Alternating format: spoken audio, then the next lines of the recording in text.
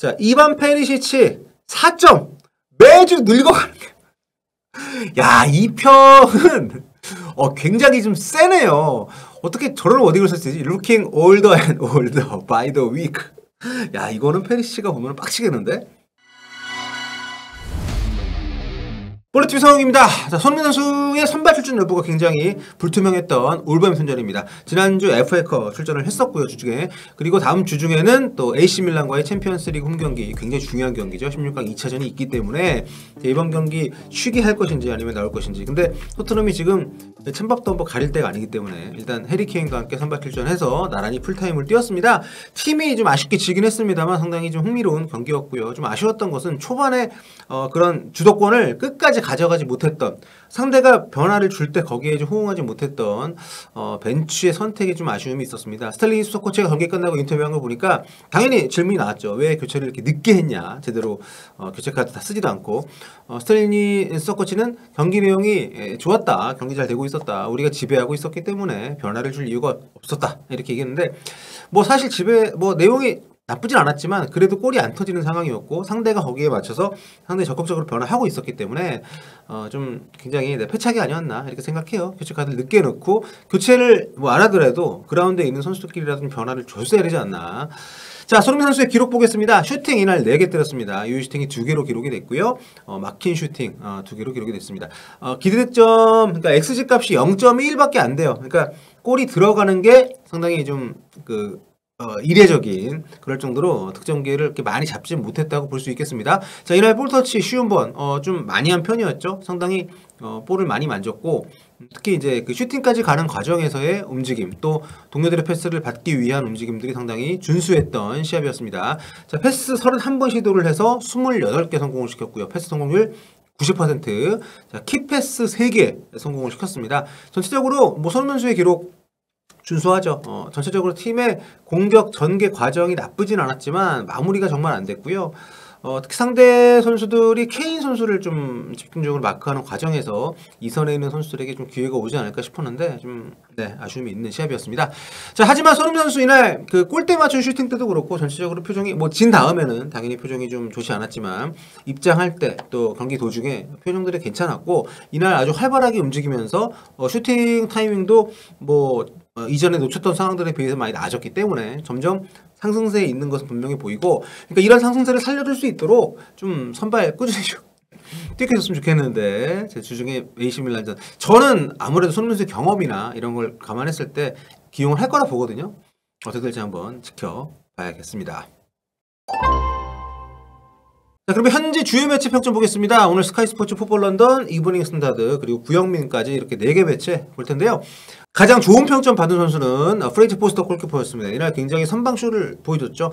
1실점을 하긴 했습니다만은 아마도 이제 포스터에 대한 기대치가 낮았던 것도 높은 점수를 받게 되는 이유 중에 하나가 아니었을까. 스카이 스포츠에서만 6점을 줬고요.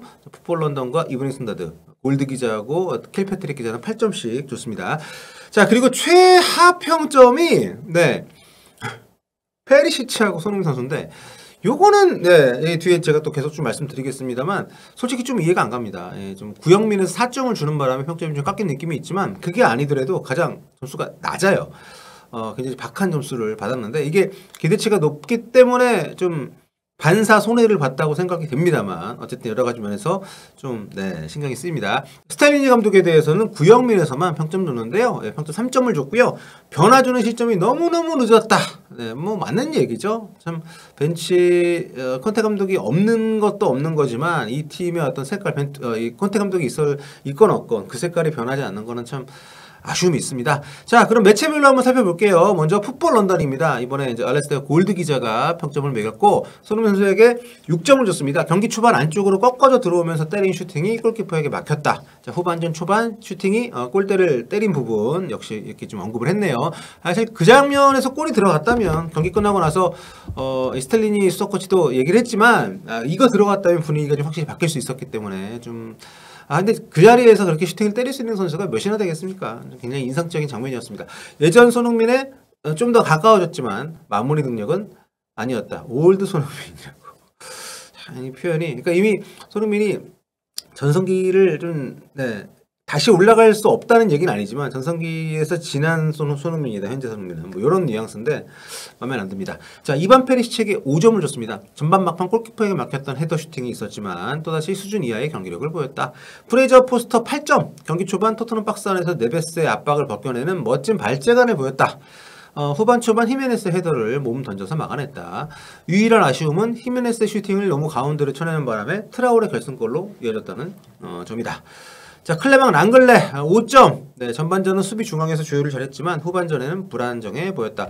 그러니까 상대가 후반전에 전술 변화 계속하면서 변화를 주는데 여기에 대응을 전혀 하지 않았던 벤치의 패착이 랑글레의 낮은 평점으로 반영이 된 것이 아닌가. 자, 페드로 포로. 이날 포로 좀 여러 가지로 인상적이었는데 저는 좀 약간 좀 아쉬웠다고 봤는데 이 킬패트릭 기자하고 골드 기자하고는 점수를 잘 줬더라고요. 자, 페드로 포로에게 골드 기자는 7점을 줬고요. 아무래도 그 크로스바를 맞췄던 그 슈팅 장면에 대해서 언급을 했습니다. 이 사실 그 프리킥을 때릴 거란 생각을 못 했었는데 이 장면은 굉장히 인상적이었습니다. 예, 프리킥을 잘 찬다는 걸 보여줬다.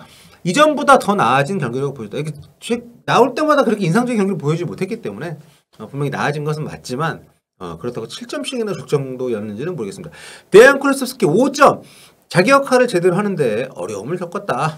이브닝 스탠다드로 넘어가 볼게요. 자, 킬패트릭 기자 손흥민 선수에게 6점을 줬습니다. 골대를 세게 때린 슈팅으로 상대 골키퍼를 놀라게 하는 등 생동감 있게 활약을 했지만 아쉬운 퍼포먼스였다.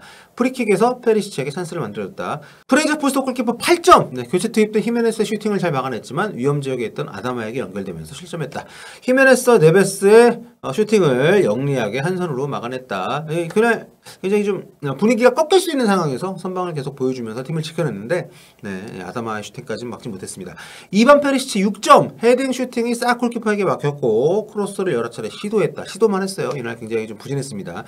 최근 들어서 경기력이 그렇게 좀 꾸준히 좋지 않습니다. 페리시치. 손흥민하고 그만 같이 뛰었으면 좋겠어요. 자, 그의 기량과 경험을 감안하면 활약이 더 좋았어야 됐다. 해리케인에게 6점 줬네요. 잘 싸웠고 동료들에게 찬스도 만들어줬지만 골을 터뜨리지 못했다. 근데 솔직히 이렇게 수비수와 경쟁 잘했다고 얘기를 하는데 이날 모르겠습니다. 케인 치고는 이라는 말을 굳이 쓰지 않더라도 이날 좀 부진했다고 봤는데 평점이 그렇게 낮지 않더라고요. 케인에 대한 어떤 이해가 좀 수반이 된 그런 점수가 아닌가. 올리버 스킵에게 7점. 이것도 난 좀 이해가 안 갑니다. 스킵이 이날 중앙에서 사실 그 토트넘이 전진 패스 많이 안 나왔거든요. 수비 쪽에서 많이 시도를 하거나 사이드를 이용을 했지. 근데 여기 볼을 빠르게 서큘레이션, 네, 뭐 순환시키는 등 중원에서 꾸준히 활약을 했다. 이런 평가를 내렸습니다. 뭐 사실 평점 매기는 게 여러분 쉽지 않아요.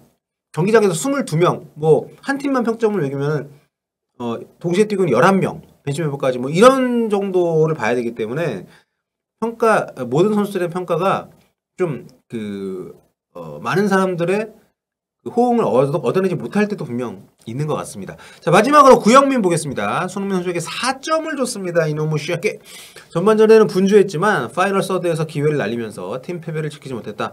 네, 뭐 무득점 경기 심지어 패배까지 했기 때문에 공격수들이 책임을 피할 수는 없다는 거 네, 인정하지만 너무 박하네요. 네. 해리케인에게 4점을 줬습니다. 경기에 충분히 녹아들지 못했다. 아니 솔직히 근데 오늘 경기는 손흥민 선수가 케인보다 점수를 더 받아야 되지 않습니까? 이거는 네, 저는 개인적으로 여러분들께서는 어떻게 생각하실지 모르겠지만 자, 이반 페리시치 4점 매주 늙어가는 게 야, 이 평은 굉장히 좀 세네요. 어떻게 저런 워딩을 썼지? Looking older and older by the week. 야, 이거는 페리시치가 보면 빡치겠는데?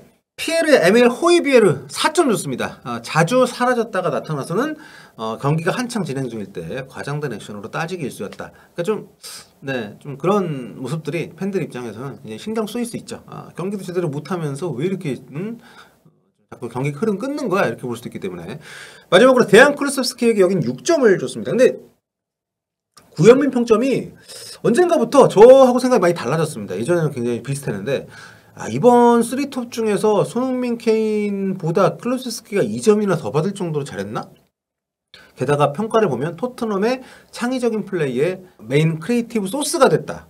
이거는 그렇게 생각하십니까 여러분? 경기 보신 분들? 좀 아닌 것 같은데. 예. 아무튼 이 현지 평점을 소개를 해드리는 것은 저희가 뭐 다른 이유가 있는 것이 아니라 현지에서 어떤 식으로 평가를 받고 있는지, 왜냐하면 또 이런 매체들에서 나오는 평가들이 현지 시청자들, 현지 팬들에게 영향을 좀 미치기 때문에 그런 차원에서 이제 소개를 해드린 거고요. 자, 아무튼 뭐 제 개인적으로는 손민수 이번 경기에서 폼이 그래도 계속 올라오고 있는 흐름을 이어가고 있다고 생각합니다. 주중 경기 밀란전도 그래서 저는 선발 나올 거라고 보고요. 우리 좋은 결과를 내서 토트넘이 8강 진출하는데 기여를 좀 했으면 하는 바람을 남겨보고요. 자, 오늘 토트넘 울버햄튼전 현지 반응, 현지 평점 여기서 마무리하도록 하겠습니다. 다음 시간에 뵐게요. 볼바.